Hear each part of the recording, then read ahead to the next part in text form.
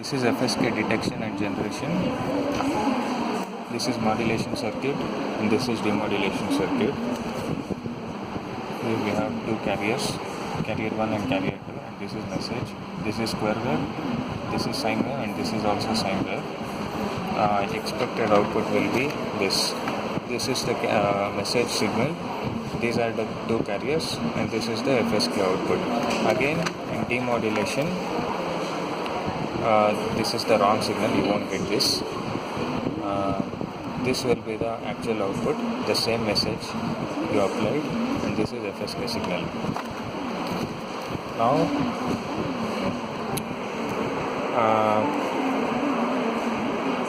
that is the second carrier. We check the output of the second carrier. We check the input of the, output of the signal generator. Yes, this 4 kilohertz and 2 volt peak to peak. But here 2 kilohertz is mentioned. Since to get the stable output we use 4 kilohertz. It depends on what components you use. You get the same in the DSO 4 kilohertz and 2 volt peak to peak.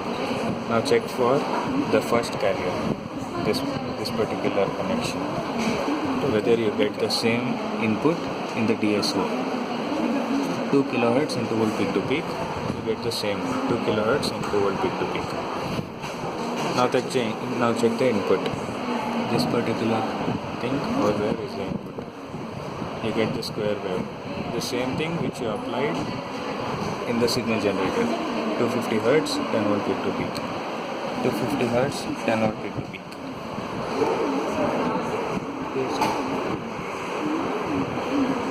This particular connection over there is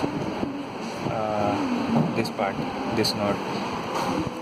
At this node you get ASK output, something like this. Similarly, when you change the connection to the second transistor collector, this particular node, you get the same ASK output with the higher frequency one. Now the output of the op amp is connected. This output, and you get FSK. The same FSK output which is there in the expected graph. Now we check the output of the demodulator output. Now here we are using these kind of brown capacitors. Don't use the green one because that discharges too much. This thing keeps increasing here. It kind of discharges for a while and then you get the stable output again. First you need to set it for 500 Hz or some higher frequency, and then vary this,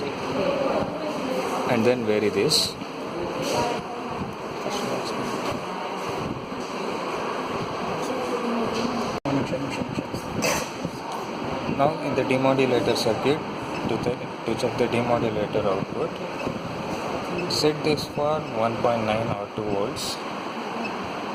1.9 which is given to this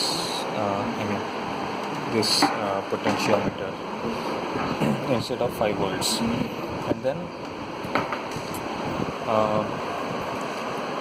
now instead of 250 Hz as the message signal, set it to 1 kilohertz.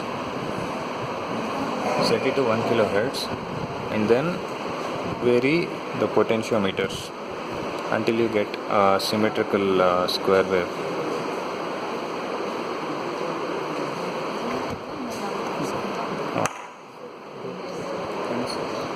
Yes, so the one in the left hand is 10k pot and the one in the right hand was 1 kilo pot.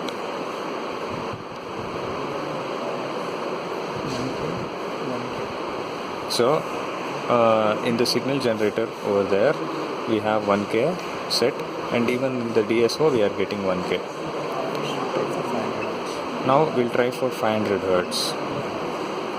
For 500 Hz we get the same 500 Hz over there.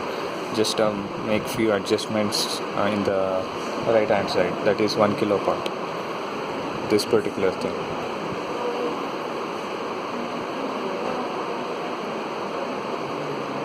And then it's kind of getting discharged because we are using those small capacitors.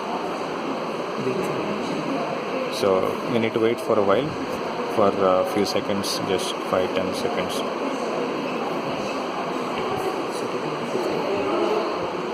Now we have set it for 250 Hertz as shown in the circuit diagram, and then vary the potentiometers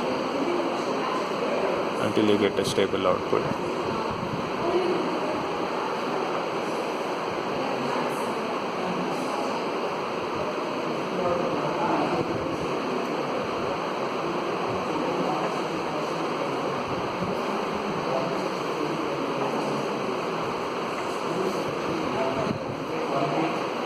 Sometimes we won't get, and now it's kind of charging.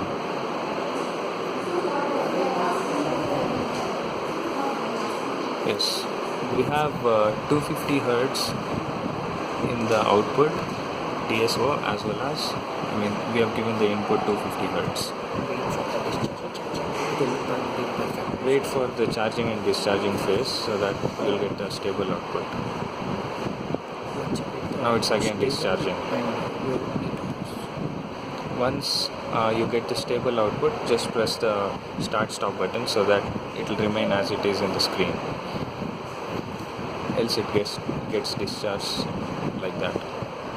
Due to some fluctuations in the circuit, you might expect discharging output. You better set the frequency in kilohertz and double the carrier frequency.